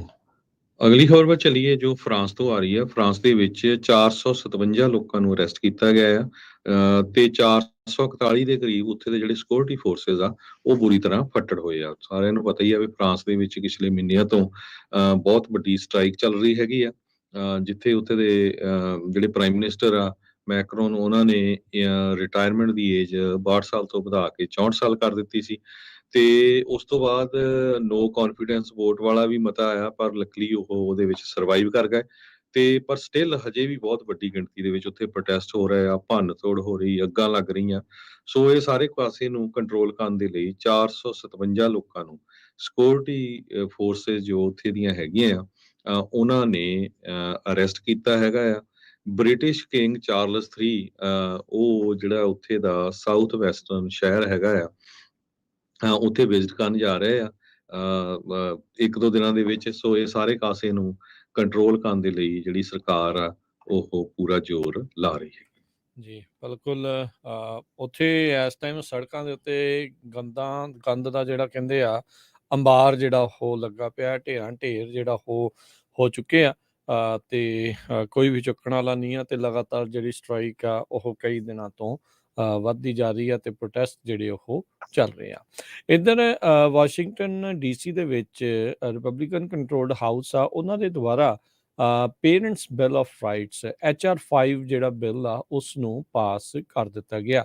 ਇਹ ਬਿੱਲ ਪਾਰਟੀ ਲਾਈਨ ਦੇ ਆਧਾਰ ਦੇ ਉੱਤੇ ਵੋਟਾਂ ਇਸ ਦੇ ਉੱਤੇ ਪਈਆਂ। 208 ਜਿਹੜੇ ਡੈਮੋਕ੍ਰੇਟ ਉਲਟ ਤੇ 213 ਰਿਪਬਲਿਕਨਸ ਉਹਨਾਂ ਨੇ ਹੱਕ ਦੇ ਵਿੱਚ ਇਹ ਵੋਟ ਪਾਈ ਆ। ਪੇਰੈਂਟ ਬਿੱਲ ਆਫ ਰਾਈਟਸ ਦੇ ਤਹਿਤ ਇਸ ਦੇ ਵਿੱਚ ਇਹ ਮੱਦਾਂ ਰੱਖੀਆਂ ਗਈਆਂ ਸੀਗੀਆਂ ਵੀ ਜਿੰਨੇ ਵੀ ਪਬਲਿਕ ਸਕੂਲ ਡਿਸਟ੍ਰਿਕਟਸ ਆ ਉਹਨਾਂ ਨੂੰ ਜਿਹੜੀ ਇਨਫੋਰਮੇਸ਼ਨ ਆ ਉਹ ਪਬਲਿਕਲੀ ਜਨਤਕ ਜਿਹੜੀ ਉਹ ਕਰਨੀ ਪਊਗੀ।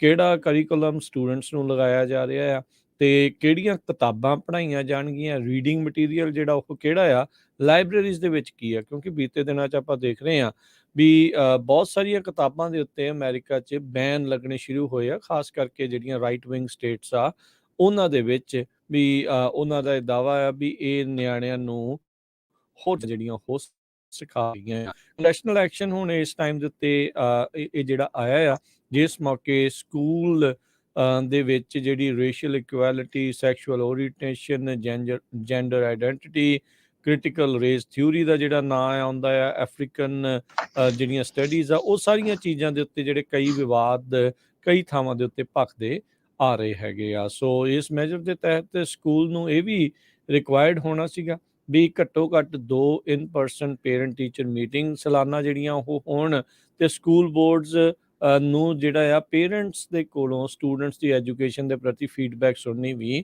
ਲਾਜ਼ਮੀ ਜਿਹੜੀ ਉਹ ਹੋਣੀ ਸੀ। ਕਾਂਗਰੈਸ਼ਨਲ ਡੈਮੋਕ੍ਰੇਟਸ ਨੇ ਇਸ ਦੇ ਉਲਟ ਜਿਹੜੀ ਉਹ ਵੋਟ ਪਾਈ, ਉਹਨਾਂ ਨੇ ਆਪੋਜੀਸ਼ਨ ਜਿਹੜੀ ਉਹ ਕੀਤੀ ਆ। ਇੱਥੋਂ ਤੱਕ ਵੀ ਜਿਹੜੇ ਪ੍ਰੈਜ਼ੀਡੈਂਟ ਬਾਈਡਨ ਆ ਉਹਨਾਂ ਨੇ ਵੀ ਇਸ ਦੀ ਵਿਰੋਧਤਾ ਜਤਾਈ ਸੀਗੀ। ਸੋ ਉਹਨਾਂ ਨੇ ਕਿਹਾ ਸੀਗਾ ਵੀ ਇਹ ਜਿਹੜਾ ਐਡਮਿਨਿਸਟ੍ਰੇਸ਼ਨ ਆ HR 5 ਬਿੱਲ ਜਿਹੜਾ ਜੋ ਇਸ ਕਰੰਟ ਫਾਰਮ ਦੇ ਵਿੱਚ ਹੈਗਾ ਆ ਉਸ ਨੂੰ ਸਪੋਰਟ ਨਹੀਂ ਕਰਦਾ। ਕਹਿੰਦੇ ਵੀ ਇਸ ਦੇ ਵਿੱਚ ਇੱਦਾਂ ਲੱਗਦਾ ਵੀ ਜਿਹੜੇ LGBTQ ਪਲੱਸ ਜਿਹੜੇ ਸਟੂਡੈਂਟਸ ਆ ਉਹਨਾਂ ਨੂੰ ਸਕੂਲ ਕਮਿਊਨਿਟੀ ਦਾ ਹਿੱਸਾ ਨਹੀਂ, ਸਗੋਂ ਉਹਨਾਂ ਨੂੰ ਵੱਧ ਰਿਸਕ ਦੇ ਉੱਤੇ ਉਹ ਪਾਉਂਦਾ ਆ। ਇਹ ਜਿਹੜਾ ਉਹਨਾਂ ਦਾ ਮੰਨਣਾ ਆ। ਸੈਨੇਟ ਜਿਹੜੀ ਕਿ ਡੈਮੋਕ੍ਰੇਟਸ ਦੇ ਦੁਆਰਾ ਕੰਟਰੋਲਡ ਆ, ਇਹ ਮੰਨਿਆ ਜਾ ਰਿਹਾ ਵੀ ਇਹ ਬਿੱਲ ਉੱਥੇ ਹੀ ਜਿਹੜੀ ਆ ਸਲੋਲੀ ਉੱਥੇ ਜਿਹੜਾ ਉਹ ਰਹੇਗਾ ਤੇ ਉਹ ਉਸ ਨੂੰ ਟੇਕ ਅਪ ਨਹੀਂ ਕਰਨਗੇ। ਸੋ ਹਾਊਸ ਨੇ ਜ਼ਰੂਰ ਪਾਸ ਕਰਤਾ ਆ, ਪਰ ਸੈਨੇਟ ਵਿੱਚ ਮੈਨੂੰ ਲੱਗਦਾ ਆ ਇਸ ਦੇ ਉੱਤੇ ਵੋਟ ਵੀ ਉਹ ਨਹੀਂ ਹੋਵੇਗੀ। ਅਮਰੀਕਾ ਦੇ ਵਿੱਚ ਲੇ ਆਫ ਦੀ ਜਿਹੜੀ ਆ ਲਗਾਤਾਰ ਗਿਣਤੀ ਵੱਧਦੀ ਜਾ ਰਹੀ ਆ। ਹੁਣ ਤੱਕ ਕਹਿੰਦੇ ਵੀ 3 ਲੱਖ ਤੋਂ ਵੱਧ ਲੋਕ ਹਾਈਟੈਕ ਕੰਪਨੀਆਂ ਦੇ ਵਿੱਚ ਲੇ ਆਫ ਹੋ ਚੁੱਕੇ ਹੈਗੇ ਆ। ਕੱਲ ਅਮਰੀਕਾ ਦੀ ਇੱਕ IT ਕੰਸਲਟਿੰਗ ਕੰਪਨੀ ਆ ਐਕਸੈਂਚਰ, ਉਹਨਾਂ ਨੇ 19,000 ਲੋਕਾਂ ਨੂੰ ਲੇ ਆਫ ਕਰ ਦਿੱਤਾ ਹੈ, ਜੋ ਕਿ 2.5% ਉਹਨਾਂ ਦੀ ਵਰਕ ਫੋਰਸ ਬਣਦੀ ਹੈਗੀ ਆ। ਇਹ ਇੱਕ ਬਹੁਤ ਵੱਡਾ ਨੰਬਰ ਆਇਆ ਉਹਨਾਂ ਵੱਲੋਂ।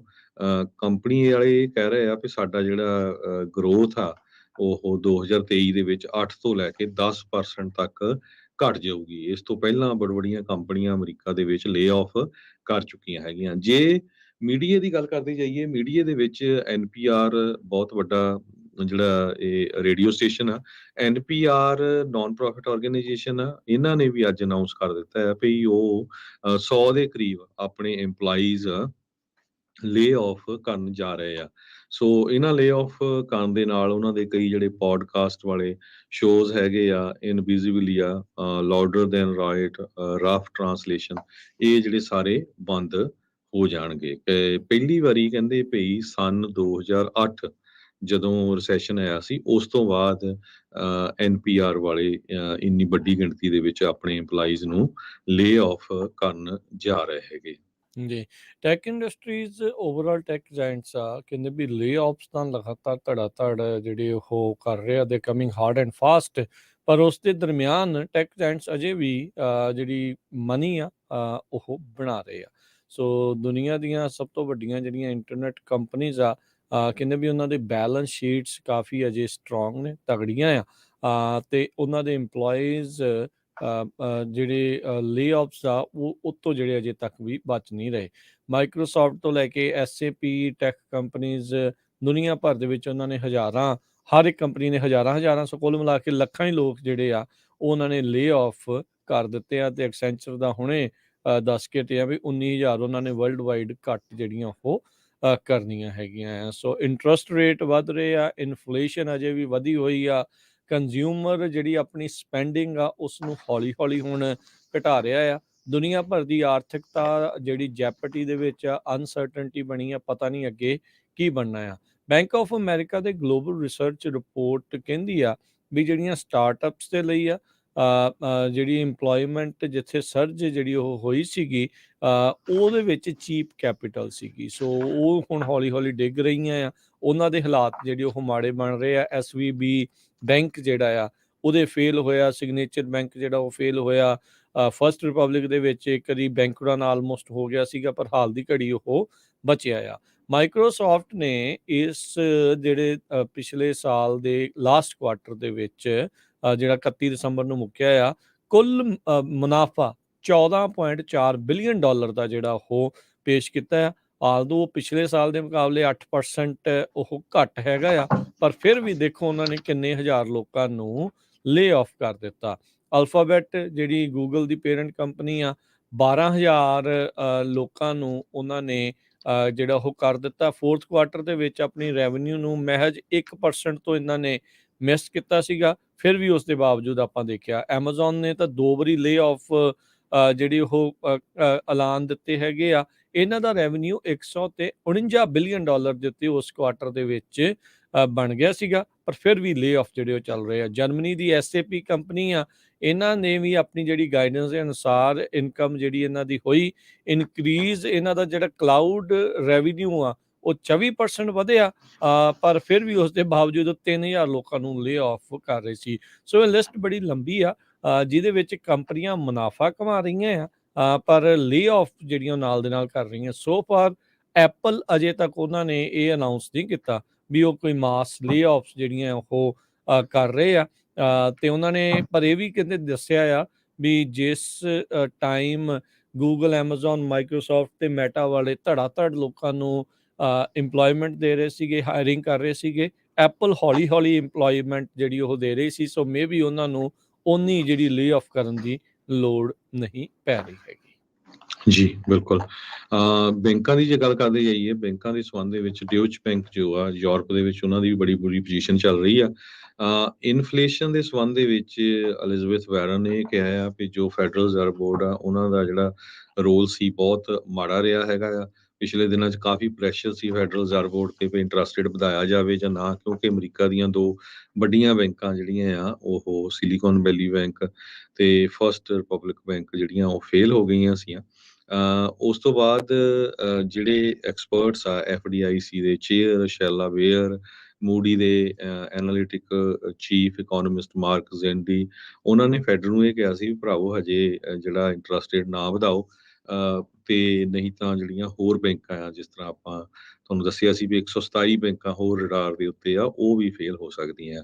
ਪਰ ਇਸੇ ਕਰਕੇ ਉਹਨਾਂ ਨੇ ਬੜਾ ਅਗਰੈਸਿਵ ਜਿਹੜਾ ਇੰਟਰਸਟ ਰੇਟ ਵਧਾਉਣ ਦੀ ਗੱਲ ਨਹੀਂ ਕੀਤੀ, ਸਿਰਫ quarter basis point interest rate ਵਧਾਇਆ ਹੈਗਾ। ਪਰ ਸਟਿਲ ਫੈਡਰਲ ਰਿਜ਼ਰਵ ਬੋਰਡ ਇਹ ਕਹਿ ਰਿਹਾ ਵੀ ਇਨਫਲੇਸ਼ਨ ਨੂੰ ਘਟਾਉਣਾ ਸਾਡੀ ਜਿਹੜੀ ਆ ਉਹ ਨੰਬਰ 1 ਇਸ਼ੂ ਹੈਗਾ, ਕਿਉਂਕਿ ਜੋ ਲੋਕਾਂ ਦਾ ਮੇਨ ਕੰਸਰਨ ਇਹ ਹੀ ਆ ਵੀ ਇਨਫਲੇਸ਼ਨ ਨੂੰ ਕਿੱਦਾਂ ਕੰਟਰੋਲ ਕੀਤਾ ਜਾਵੇ। ਮਹਿੰਗਾਈ ਬਹੁਤ ਜ਼ਿਆਦਾ ਹੋਈ ਪਈ ਆ ਤੇ ਲੋਕਾਂ ਦੇ ਵਿੱਚ ਇੱਕ ਤਰ੍ਹਾਂ ਦੇ ਨਾਲ ਹਾਹਾਕਾਰ ਮਚੀ ਹੋਈ ਆ, ਈਵਨ ਫੂਡ ਨੂੰ ਲੈ ਕੇ, ਕਿਉਂਕਿ ਅਮਰੀਕਾ ਇੱਕ ਇਦਾਂ ਦਾ ਮੁਲਕ ਆ ਜਿੱਥੇ ਫੂਡ, ਗੈਸ, ਸਾਰਾ ਕੁਝ ਜਿਹੜਾ ਆ ਬਹੁਤ ਸਸਤਾ ਹੁੰਦਾ ਸੀ, ਹਰ ਇੱਕ ਬੰਦਾ ਅਫੋਰਡ ਕਰ ਸਕਦਾ ਸੀ ਇੱਕ ਤੁਹਾਡੇ ਘਰ ਤੋਂ ਬਿਨਾਂ। ਪਰ ਹੁਣ ਉਹ ਵੀ ਜਿਹੜਾ ਆ ਬਹੁਤ ਜ਼ਿਆਦਾ ਮਹਿੰਗਾ ਹੋਇਆ ਹੈ। ਕੱਪੜੇ ਵੀ ਜਿਹੜੀ ਆਮ ਰੋਜ਼ਮर्रा ਦੀ ਜ਼ਿੰਦਗੀ 'ਚ ਆਪਾਂ ਚੀਜ਼ਾਂ ਯੂਜ਼ ਕਰਦੇ ਆ, ਉਹਨਾਂ ਦੀ ਮਹਿੰਗਾਈ ਬਹੁਤ ਜ਼ਿਆਦਾ ਹੋਈ ਆ। ਜੀ, ਬਿਲਕੁਲ। ਉਧਰ ਫੈਡ ਨੇ ਆਪਣਾ ਜਿਹੜਾ ਰੇਟ ਵਧਾਇਆ ਆ, ਉਸ ਦੇ ਉੱਤੇ ਡਬਲ ਡਾਊਨ ਕਰ ਰਹੇ ਆ। ਕਹਿੰਦੇ ਵੀ ਇਹ ਤਾਂ ਜ਼ਰੂਰੀ ਹੋਈ ਸੀਗਾ। ਉਹਦੇ ਵਿੱਚ ਉਹ ਕੋਈ ਵੀ ਇਹ ਨਹੀਂ ਆ ਕਿੰਤੂ ਪਰੰਤੂ ਉਹ ਲੋਕਾਂ ਦੇ ਵਿੱਚ ਨਹੀਂ ਜਿਹੜਾ ਉਹ ਪੇਸ਼ ਕਰ ਰਹੇ। ਵੀ ਸੈਂਟਰਲ ਬੈਂਕ ਨੇ ਕਿਹਾ ਆ ਵੀ ਜਿਹੜਾ ਟਾਈਟਨਿੰਗ ਕੈਂਪੇਨ ਆ, ਵੀ ਜਿਹੜਾ ਇਸ ਟਾਈਮ ਸ਼ਿਕੰਜਾ ਹੌਲੀ-ਹੌਲੀ ਇੰਟਰਸਟ ਰੇਟ ਵਧਾ ਕੇ ਕੱਸਿਆ ਜਾ ਰਿਹਾ ਆ, ਇਸ ਲੈਂਡਿੰਗ ਦੇ ਉੱਤੇ ਇੱਕ ਹਿਸਾਬ ਦੇ ਨਾਲ ਕਾਬੂ ਪਾਉਣ ਦੇ ਲਈ, ਉਹ ਉਹਨਾਂ ਨੇ ਕਿਹਾ ਵੀ ਇਹ ਜ਼ਰੂਰੀ ਸੀਗਾ ਤੇ ਅਸੀਂ ਮੁੱਖ ਸਾਡਾ ਜਿਹੜਾ ਟੀਚਾ ਇਹੀ ਆ ਵੀ ਜੋ ਮਰਜ਼ੀ ਹੋ ਜੇ ਅਸੀਂ ਇਨਫਲੇਸ਼ਨ ਨੂੰ ਜਿਹੜਾ ਉਹ ਘਟਾਉਣਾ ਹੈਗਾ। ਜੇਮਸ ਬੁਲਰਡ ਸੇਂਟ ਲੁਈਸ ਫੈਡ ਦੇ ਜਿਹੜੇ ਪ੍ਰੈਜ਼ੀਡੈਂਟ ਆ, ਉਹਨਾਂ ਨੇ ਇਹੀ ਕਿਹਾ ਵੀ ਜਿਹੜੇ ਪ੍ਰਾਈਸ ਪ੍ਰੈਸ਼ਰ ਤੇ ਇਨਫਲੇਸ਼ਨ ਆ ਉਹ ਅਜੇ ਵੀ ਬਹੁਤ ਜ਼ਿਆਦਾ ਆ ਤੇ ਸੈਂਟਰਲ ਬੈਂਕ ਇਹ ਬਿਲਕੁਲ ਸਹੀ ਕਰ ਰਿਹਾ ਆ ਵੀ ਜਿਹੜੀ ਇਕਨੋਮੀ ਆ ਉਸ ਨੂੰ ਸਕਵੀਜ਼ ਕਰੀਏ, ਕੰਟੀਨਿਊ ਕਰੀਏ ਇਸ ਨੂੰ ਸਕਵੀਜ਼ ਕਰਨਾ। ਤੇ ਕਹਿੰਦੇ ਵੀ ਸਾਡੇ ਕੋਲ ਜਿਹੜੇ ਟੂਲਸ ਅਵੇਲੇਬਲ ਆ ਫਾਈਨੈਂਸ਼ੀਅਲ ਸਿਸਟਮ ਨੂੰ ਸਟੇਬਲਾਈਜ਼ ਕਰਨ ਦੇ ਲਈ, ਉਹਨਾਂ ਦੀ ਅਸੀਂ ਪ੍ਰੋਪਰ ਵਰਤੋਂ ਜਿਹੜੀ ਉਹ ਕਰ ਰਹੇ ਹਾਂ। ਸੋ ਕਹਿੰਦੇ ਵੀ ਬੈਂਕਿੰਗ ਟਰਮੋਇਲ ਜਿਹੜੀ US ਇਕਨੋਮੀ ਦੇ ਵਿੱਚ ਜੋ ਚੱਲ ਰਿਹਾ ਆ, ਉਹਨਾਂ ਨੇ ਇਹ ਕਿਹਾ ਆ ਵੀ ਇਸ ਦਾ ਕੋਈ ਬਹੁਤਾ ਅਸਰ US ਦੀ ਇਕਨੋਮੀ ਦੇ ਉੱਤੇ ਨਹੀਂ ਪਊਗਾ, ਪਰ ਮੇ ਵੀ ਲੋਕ ਇਸ ਚੀਜ਼ ਦੇ ਨਾਲ ਸਹਿਮਤ ਨਾ ਹੋਣ। ਬੈਂਕਾਂ ਫੇਲ ਹੋਣ ਦੇ ਨਾਲ ਲੋਕਾਂ ਦੇ ਮਨ ਦੇ ਵਿੱਚ ਇੱਕ ਹਿਸਾਬ ਦੇ ਨਾਲ ਡਰ ਦਾ ਮਾਹੌਲ ਜ਼ਰੂਰ ਬਣ ਜਾਂਦਾ ਹੈਗਾ ਆ। ਸੋ ਹੁਣ ਦੇਖੋ ਕੀ ਹੁੰਦਾ ਆ, ਪਰ ਅਜੇ ਅਗਲੀ ਵਾਰੀ ਹੁਣ ਇੰਟਰਸਟ ਰੇਟ ਵਧਾਇਆ ਜਾਊਗਾ ਜਾਂ ਨਹੀਂ, ਉਹ ਕਹਿੰਦੇ ਵੀ ਅਜੇ ਟੂ ਸੂਨ ਟੂ ਟੈਲ ਹੋਊਗਾ। ਜਿਹੜੇ ਨੈਕਸਟ ਜਿਹੜੀ ਆ ਮੀਟਿੰਗ ਹੋਣੀ ਆ, ਉਸ ਨੂੰ ਜਿਹੜਾ ਉਹ ਲੈ ਕੇ 2 ਸਾਲ ਜਿਹੜਾ 2 ਈਅਰ ਯੀਲਡ ਕਹਿੰਦੇ ਆ, ਜਿਹੜੀ ਟ੍ਰੈਜਰੀ ਬੌਂਡਸ ਆ, ਉਹਨਾਂ ਦਾ ਵੀ ਇੰਟਰਸਟ ਰੇਟ ਆ ਉਹ ਹੁਣ ਘਟਣਾ ਸ਼ੁਰੂ ਹੋ ਗਿਆ ਆ ਇਸ ਬੈਂਕ ਦੇ ਫੇਲ ਹੋਣ ਤੋਂ ਬਾਅਦ ਦੇ ਵਿੱਚ। ਜੀ, ਤੇ ਸਾਡਾ ਸਮਾਂ ਵੀ ਜਿਹੜਾ ਖਬਰਾਂ ਦਾ ਸਮਾਪਤ ਆ, ਤੇ ਜਾਂਦੇ ਆਪਾਂ ਸਰੋਤਿਆਂ ਨੂੰ ਦੱਸਦੇ ਜਾਈਏ ਇਸ ਐਤਵਾਰ ਨੂੰ ਗੁਰਦੁਆਰਾ ਸਾਹਿਬ ਬਰਾੜਸ਼ਾਹ ਰੋਡ ਜਿਹੜਾ ਆ ਸੈਕਰਾਮੈਂਟੋ ਦੇ ਵਿੱਚ, ਉੱਥੇ ਨਗਰ ਕੀਰਤਨ ਹੋਣੇ ਆ ਤੇ ਨਗਰ ਕੀਰਤਨ ਦੇ ਸੰਬੰਧ ਵਿੱਚ ਪੰਜਾਬੀ ਰੇਡੀਓ USA ਦੀ ਟੀਮ ਪਹੁੰਚ ਰਹੀ ਆ ਤੇ ਆਪਾਂ ਕੋਸ਼ਿਸ਼ ਕਰਾਂਗੇ ਲਾਈਵ ਵੀ ਉੱਥੋਂ ਦਿਖਾਇਆ ਜਾਵੇ। ਤੇ ਦੂਸਰਾ ਸਾਡਾ ਉੱਥੇ ਬੂਥ ਵੀ ਲੱਗੂਗਾ, ਕਿਸੇ ਨੂੰ ਰੇਡੀਓ ਸੈਟਸ ਦੀ ਜਾਂ ਹੋਰ ਜ਼ਰੂਰਤ ਹੋਈ ਤੇ ਨਾਲ ਮਿਲ ਕੇ ਵੀ ਜਾਇਓ, ਤੇ ਕਿਸ ਤਰ੍ਹਾਂ ਦੇ ਪ੍ਰੋਗਰਾਮ ਹੁੰਦੇ ਆ ਜ਼ਰੂਰ ਸਾਂਝੇ ਕਰਕੇ ਜਾਇਓ। ਜਿਹੜੀਆਂ ਸੜਕਾਂ ਉੱਥੇ ਬੰਦ ਹੋਣੀਆਂ ਉਹਦੇ ਸੰਬੰਧ ਦੇ ਵਿੱਚ ਸੈਕਰਾਮੈਂਟੋ ਡਿਪਾਰਟਮੈਂਟ ਆਫ ਟਰਾਂਸਪੋਰਟੇਸ਼ਨ ਨੇ ਜਿਹੜੀ ਇੱਕ ਐਡਵਾਈਜ਼ਰੀ ਜਾਰੀ ਕੀਤੀ ਆ ਵੀ ਜੋ ਬਰਾੜਸ਼ਾਹ ਰੋਡ ਆ, ਵਿੰਟੇਜ ਪਾਰਕ ਡਰਾਈਵ ਆ, ਐਲਗਰੋ ਫਲੋਰਿਨ ਰੋਡ ਆ, ਗਰਵਰ ਰੋਡ ਆ, ਇਹ ਕਲੋਜ਼ ਹੋਣਗੀਆਂ। ਨਗਰ ਕੀਰਤਨ ਸ਼ੁਰੂ ਹੋਊਗਾ 10 ਵਜੇ ਤੋਂ ਲੈ ਕੇ 5 ਵਜੇ ਤੱਕ। ਜਿਹੜੀਆਂ ਸੜਕਾਂ ਆ ਉਹ 9 ਵਜੇ ਬੰਦ ਹੋ ਜਾਣੀਆਂ। ਸੋ ਜੇ ਕਿਸੇ ਨੇ ਪਹੁੰਚਣਾ ਆ ਥੋੜਾ ਕੋਸ਼ਿਸ਼ ਕਰਿਓ ਪਹਿਲਾਂ ਹੀ ਪਹੁੰਚ ਜਿਓ, ਕਿਉਂਕਿ ਪਾਰਕਿੰਗ ਦਾ ਉਹ ਨਹੀਂ ਪ੍ਰਬੰਧ ਤਾਂ ਕੀਤਾ ਹੈ ਗੁਰੂ ਘਰ ਨੇ, ਪਰ ਕਾਫੀ ਵੱਡਾ ਏਰੀਆ ਆ ਜਿਹੜਾ ਕਵਰ ਹੋਣਾ ਹੈ ਨਗਰ ਕੀਰਤਨ ਦੇ ਵਿੱਚ। ਤੇ ਫਿਰ ਜੇ ਦੂਰ ਪਾਰਕ ਹੋਵੇ, ਕਈ ਵਾਰ ਸਿਆਣੇ ਬੰਦਿਆਂ ਨੂੰ ਜਿਹੜਾ ਆ ਉਹ ਤੁਰਨਾ ਔਖਾ ਹੋ ਜਾਂਦਾ। ਬਰਾੜਸ਼ਾਹ ਰੋਡ ਨੂੰ 2 ਵਾਰੀ ਬੰਦ ਕੀਤਾ ਜਾਊਗਾ, ਇੱਕ ਨਗਰ ਕੀਰਤਨ ਸ਼ੁਰੂ ਹੋਣ ਤੇ ਇੱਕ ਨਗਰ ਕੀਰਤਨ ਜਦੋਂ ਸਮਾਪਤ ਹੋਣਾ ਹੈਗਾ ਹੈ। ਸੋ ਸਾਰੇ ਹੀ ਜਿੰਨੇ ਵੀ ਸੈਕਰਾਮੈਂਟੋ ਏਰੀਏ 'ਚ, ਜੁੱਬਾ ਸਿਟੀ, ਬੇ ਏਰੀਏ ਤੋਂ ਜਿੰਨੀਆਂ ਵੀ ਸੰਗਤਾਂ ਪਹੁੰਚ ਸਕਦੀਆਂ ਆ ਇਸ ਨਗਰ ਕੀਰਤਨ ਤੇ ਪਹੁੰਚੋ, ਤੇ ਪੰਜਾਬੀ ਰੇਡੀਓ USA ਦੇ ਬੂਥ ਤੇ ਵੀ ਆਇਓ ਤੇ ਸਾਰੇ ਜਾਣੇ ਮਿਲ ਕੇ ਵੀ ਜਾਇਓ। ਬਿਲਕੁਲ ਸੈਕਰਾਮੈਂਟੋ ਐਲਗਰੋਵ ਦੇ ਇਲਾਕੇ 'ਚ ਪਹਿਲੀ ਵਾਰੀ ਜਿਹੜਾ ਹਰਜੋਤ ਸਿੰਘ ਜੀ ਜਿਹੜੇ ਨਗਰ ਕੀਰਤਨ ਇਹ ਵਾਲਾ ਇਸ ਪਾਸੇ ਜਿਹੜਾ ਉਹ ਹੋ ਰਿਹਾ ਆ। ਸੋ ਲੋਕਾਂ 'ਚ ਉਤਸ਼ਾਹ ਵੀ ਆ ਤੇ ਦੇਖੋ ਉੱਥੇ ਕਿੱਦਾਂ ਹੁੰਦਾ ਆ। ਰੌਣਕ ਮੇਲਾ ਵੀ ਜਿਹੜਾ ਉਹ ਹੁੰਦਾ ਹੀ ਆ, ਲੋਕੀ ਪੰਥਕ ਗੱਲਾਂ ਵੀ ਜਿਹੜੀਆਂ ਉੱਥੇ ਹੋਣਗੀਆਂ। ਸੋ ਸਾਰੀਆਂ ਚੀਜ਼ਾਂ ਉੱਥੇ ਤੁਹਾਨੂੰ ਦੇਖਣ ਨੂੰ ਮਿਲ ਰਹੀਆਂ। ਸ਼ਾਮ ਨੂੰ ਆਤਮ ਰਸ ਜਿਹੜਾ ਕੀਰਤਨ ਦਰਬਾਰ ਆ ਉਸ ਦਾ ਜਿਹੜਾ ਸਿੱਧਾ ਪ੍ਰਸਾਰਣ ਤੁਸੀਂ ਪੰਜਾਬੀ ਰੇਡੀਓ USA ਦੇ ਰੇਡੀਓ ਨੈਟਵਰਕ ਦੇ ਉੱਤੇ ਸ਼ਾਮ ਨੂੰ ਸੁਣਦੇ ਵੀ ਆ। ਸੋ ਜਿੱਥੇ ਪੰਥ ਪ੍ਰਸਿੱਧ ਕੀਰਤਨੀਏ ਕਥਾਵਾਚਕ ਜਿਹੜੇ ਉਹ ਪਹੁੰਚੇ ਹੋਏ ਨੇ। ਸੋ ਇੱਦਾਂ ਹੀ ਜਿਹੜੇ ਤੁਸੀਂ ਜੁੜੇ ਰਹੋ ਪੰਜਾਬੀ ਰੇਡੀਓ USA ਨਾਲ। ਇਸ ਤੋਂ ਅਗਲਾ ਪ੍ਰੋਗਰਾਮ ਹੁਣ ਜਿਹੜਾ ਆਵੇਗਾ ਆਤਮਿਕ ਆਨੰਦ, ਜਿਸ ਦੇ ਵਿੱਚ ਗੁਰਬਾਣੀ ਦੇ ਸ਼ਬਦ ਕੀਰਤਨ ਤੁਸੀਂ ਸਰਵਣ ਕਰ ਸਕਦੇ ਹਾਂ ਰਿਕੁਐਸਟ ਕਰਕੇ। ਉਸ ਤੋਂ ਉਪਰੰਤ ਜਿਹੜਾ 11 ਵਜੇ ਤੋਂ ਪ੍ਰੋਗਰਾਮ 12:45 ਵਜੇ ਤੱਕ ਪੇਸ਼ ਕੀਤਾ ਜਾਊਗਾ ਨਜ਼ਰੀਆ। 12:45 ਤੋਂ 1 ਵਜੇ ਤੱਕ ਅਪਡੇਟ ਕੈਨੇਡਾ ਦੀਆਂ ਅਹਿਮ ਖਬਰਾਂ ਦਾ ਬੁਲੇਟਿਨ। ਉਸ ਉਪਰੰਤ ਜਿਹੜਾ ਜੀ ਪ੍ਰੋਗਰਾਮ 1 ਤੋਂ 2:30 ਵਜੇ ਤੱਕ ਕੁਝ ਗੱਲਾਂ ਕੁਝ ਗੀਤ, ਫਰਮੈਸ਼ੀ ਗੀਤਾਂ ਦਾ ਪ੍ਰੋਗਰਾਮ। 3 ਤੋਂ 4 ਵਜੇ ਦੇ ਵਿੱਚ ਪ੍ਰੋਗਰਾਮ ਸਾਂਝੀ ਸਾਥ। 4 ਤੋਂ ਲੈ ਕੇ 5:30 ਵਜੇ ਤੱਕ ਪ੍ਰੋਗਰਾਮ ਘਰ ਸੰਸਾਰ ਤੇ 5:40 ਦੇ ਉੱਤੇ ਅਪਡੇਟ ਕੈਲੀਫੋਰਨੀਆ ਪ੍ਰੋਗਰਾਮ ਪੇਸ਼ ਕੀਤਾ ਜਾਊਗਾ। 6 ਤੋਂ 8 ਵਜੇ ਦੇ ਦਰਮਿਆਨ ਗੁਰਬਾਣੀ ਦੇ ਸ਼ਾਮ ਦੇ ਦਰਬਾਰ ਜਿਹੜੇ ਆ ਉਹ ਆਪਾਂ ਸਰਵਣ ਕਰਾਂਗੇ। 8:30 ਵਜੇ ਪ੍ਰੋਗਰਾਮ ਪੇਸ਼ ਕੀਤਾ ਜਾਊਗਾ ਪੱਤਰਕਾਰ ਦੀਪਕ ਸ਼ਰਮਾ ਚਨਾਰਥਲ ਹੁਣਾਂ ਦੇ ਨਾਲ ਜਿਹੜਾ ਆ ਉਹ ਖਬਰ ਤੇ ਨਜ਼ਰ ਰਾਤ ਨੂੰ 8:30 ਵਜੇ। ਇੱਦਾਂ ਹੀ ਪੰਜਾਬੀ ਰੇਡੀਓ USA ਦੇ ਉੱਤੇ ਪ੍ਰੋਗਰਾਮ ਜਿਹੜੇ ਉਹ ਚੱਲਦੇ ਰਹਿਣਗੇ। ਹੁਣ ਲਵਾਂਗੇ ਜੀ ਇਜਾਜ਼ਤ ਮੇਰੇ ਰਾਜਕਨਵੀਰ ਸਿੰਘ ਵੱਲੋਂ ਤੇ ਹਰਜੋਤ ਸਿੰਘ ਵੱਲੋਂ। ਸਭ ਨੂੰ ਪਿਆਰ ਸਤਿਕਾਰ ਸੈਨਿਕੀ ਜਹੀ ਸਤਿ ਸ੍ਰੀ ਅਕਾਲ। ਜਿੰਦੇ ਵਾਸਤੇ ਰਹੋ, ਹੱਸਦੇ ਖੇਡਦੇ ਰਹੋ, ਸੁਣਦੇ ਰਹੋ ਜੀ ਪੰਜਾਬੀ ਰੇਡੀਓ USA।